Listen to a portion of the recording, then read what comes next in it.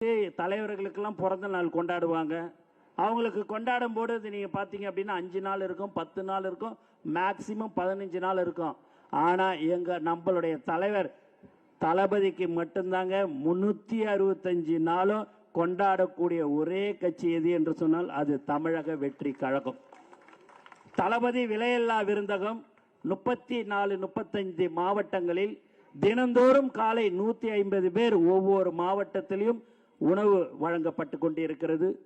ஞாயிற்றுக்கிழமை தோறும் மாணவ மாணவிகளுக்கு ரொட்டி முட்டைப்பால் திட்டம் வழங்கி கொண்டிருக்கிற ஒரு கட்சி தமிழக வெற்றி கழகம்.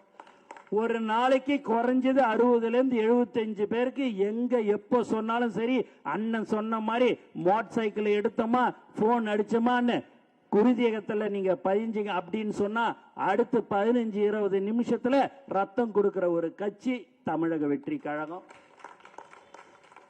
விழியகம் கண்தானம் வழங்குற ஒரு திட்டம்.